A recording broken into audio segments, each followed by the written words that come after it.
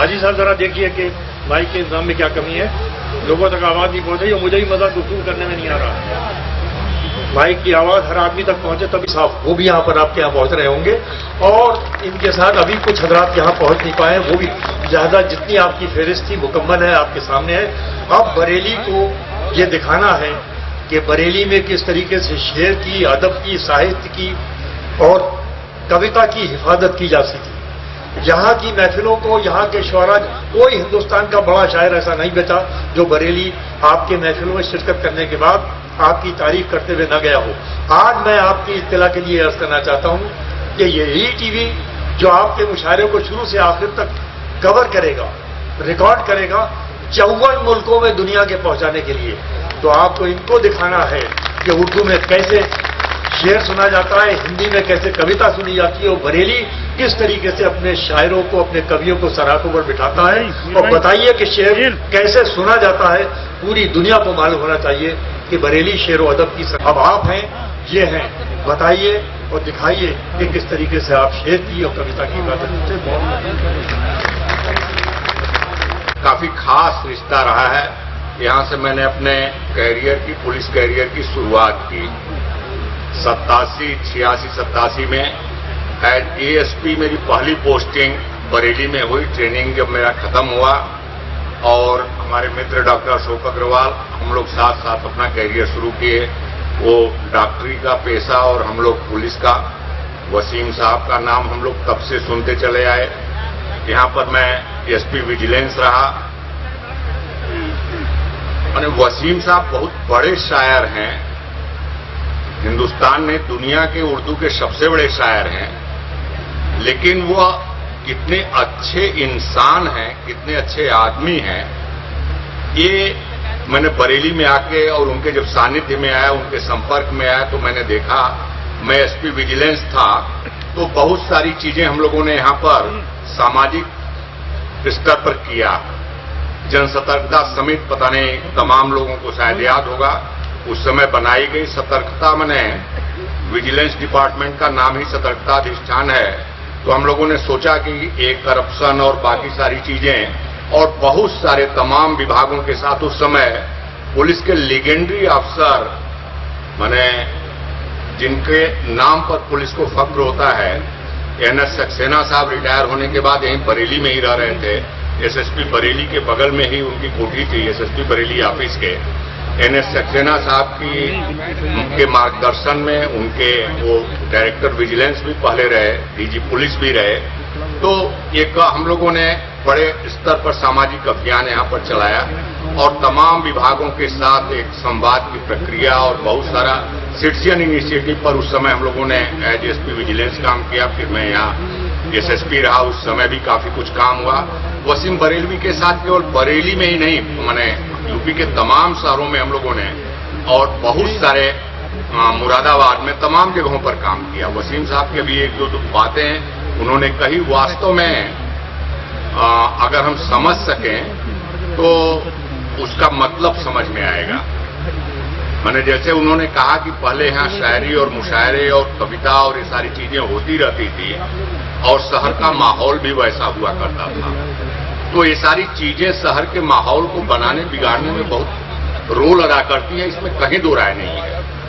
अगर यह शुरुआत जो इतने समय बाद टूट गया था हो रही है तो निश्चित रूप से इसका असर यहाँ के माहौल पर पड़ेगा, यहाँ के फिजा पर पड़ेगा और निश्चित रूप से एक जो बीच में कुछ गड़बड़ी हुई है उसमें बदलाव आएगा, एक नए दौर की शुरुआत होगी। जो पहले बरेली इसी नाम से जाना जाता है, बरेली हमेशा से इसी नाम से जाना जाता रहा है कि सबसे शांतप्रिय शहर, सबसे शांतप्रिय हुआ। मैंने बरेली से बेहतर कोई शहर, तमाम लोग कहते थे कि उस समय होता नहीं था, बीच में थोड़ी बातें गड़बड़ हुई, लेकिन बरेली से बेहतर माहौल, बरेली से बेहतर, मैंने न बहुत बड़ा शहर था कि समझ में ना आए, आदमी खो जाए, इतना भी बड़ा बरेली नहीं था, इतना छोटा भी बरेली नहीं था कि मैंने लगे कि हम शहर में रह ही नहीं रहे हैं। बरेली एक बहुत ही बीच का बहुत ही अच्छा सा शहर, मैंने हर लिहाज से, माहौल के लिहाज से, हिंदू मुसलमान के लिहाज से यहाँ ESP जब मैं आया तो चुन्ना मियाँ का मंदिर देखने में गया।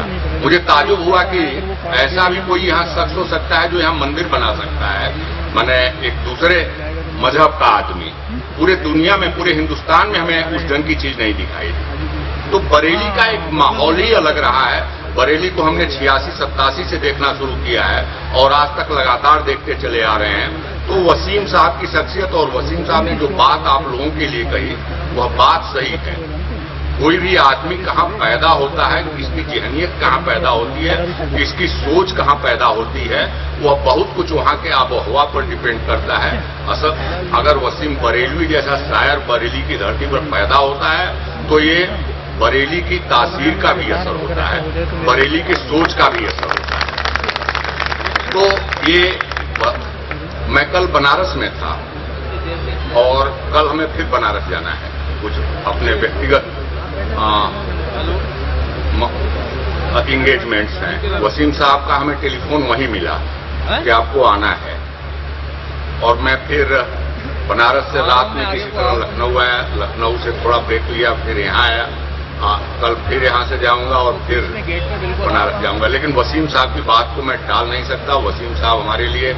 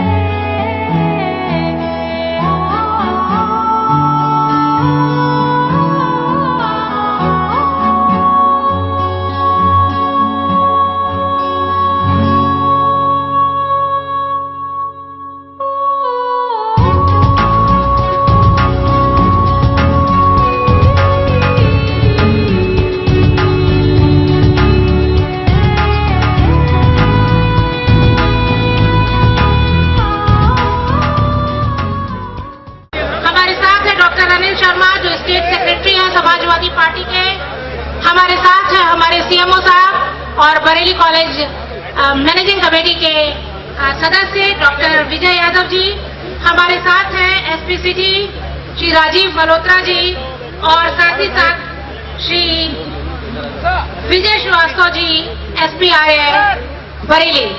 सभी का स्वागत, सभी का अभिनंदन। और इसी के साथ ये एक बार फिर जुड़े अपने शायरों से और गुम हो जाए इस रात के साथ, इसके शबाब के साथ। शुक्रिया।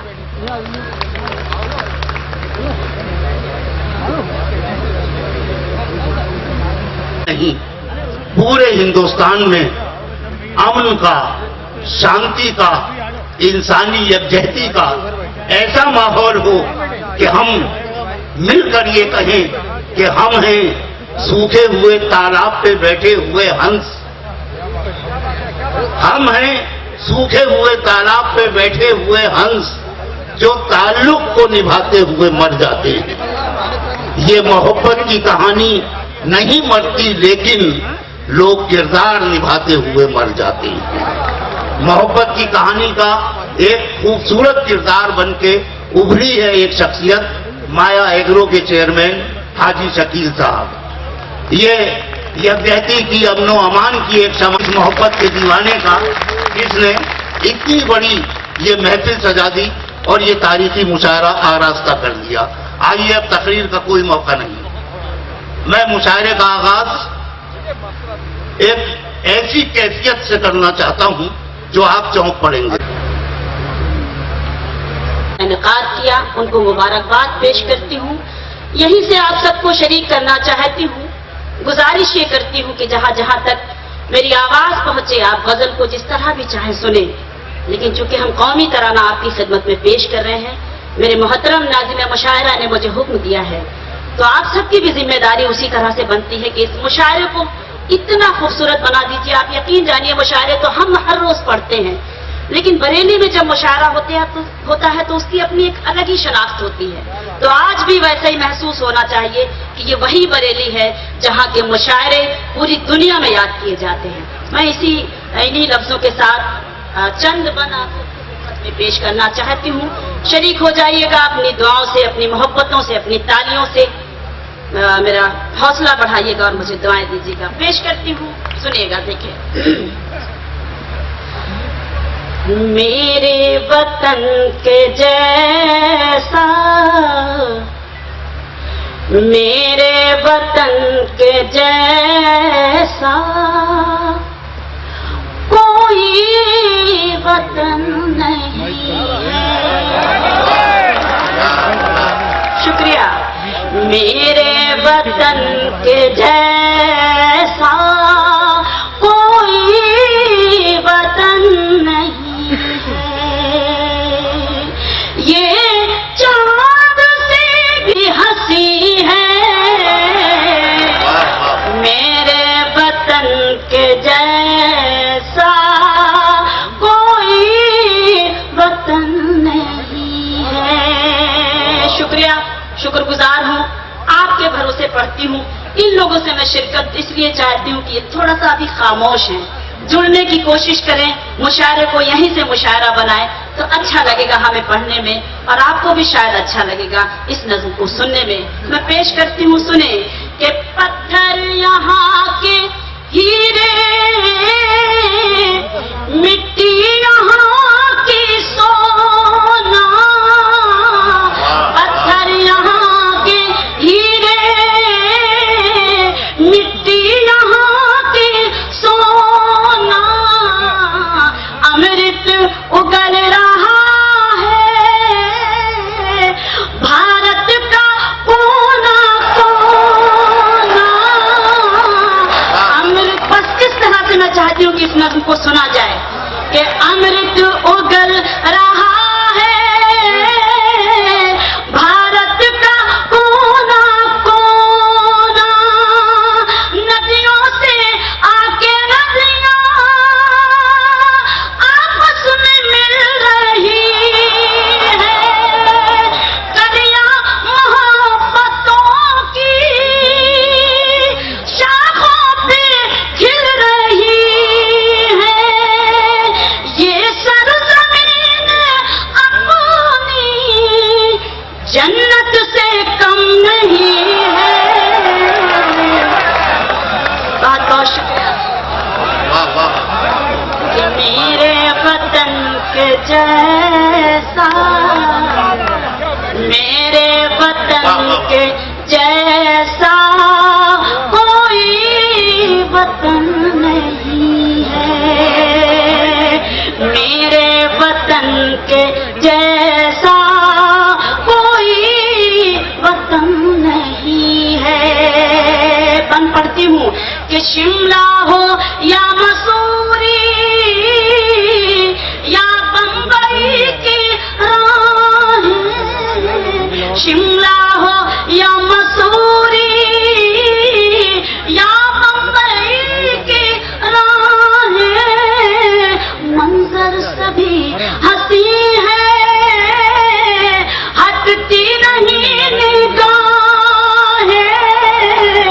मंजर सभी हंसी है हटती नहीं निगाहें, खुशबू लुटाने वाली फूलों की डालियां हैं, खेतों में लहराती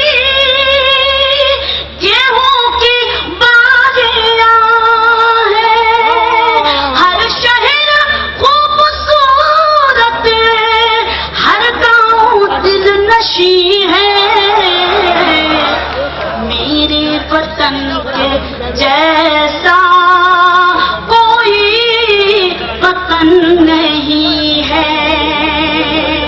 ईमानदारी से अगर मेरी ये नज़्म आप सब तक पहुंच रही है तो मैं चाहती हूँ एक बार जोरदार तालियां इस मुशायरे के लिए और इस मुशायरे की कामयाबी के लिए, अपने लिए, हम सब के लिए भी मैं चाहती हूँ कि आप बजाएं और मेरी हौसला अफजाई भी करें। मैं पेश करती हूँ बतौर खास ये बन, जहाँ जहाँ तक मेरी आवाज पहुंच रही है हम सब शरीक हों और मुझे दुआएं दें। देखिए कि इसकी नजर में हिंदू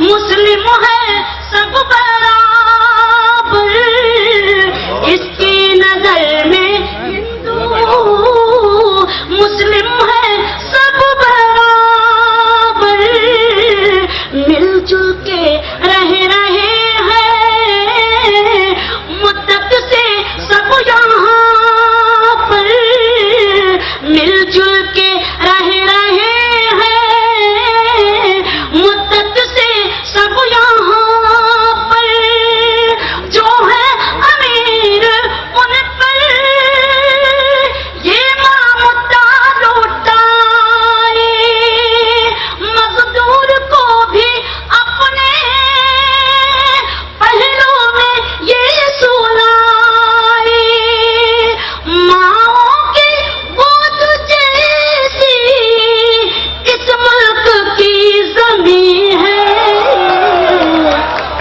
मेरे वतन के जैसा कोई वतन नहीं है। गीत का आखिरी बंद पढ़कर आप सबसे इजाजत चाहती हूँ। आपकी दुआ से मैंने भी हिंदुस्तान के बाहर मैं भी बहुत गई हूँ, लेकिन अपना अजीम हिंदुस्तान जैसा दूसरा मुल्क ना तो हुआ है और ना होगा। मैं पेश करना चाहती हूँ, मुलाज़ा कीजिएगा बतौर खास, देखिएगा डाइस से भी शिरकत और दुआएं चाहती हूँ कि अमेरिका हो कि लंदन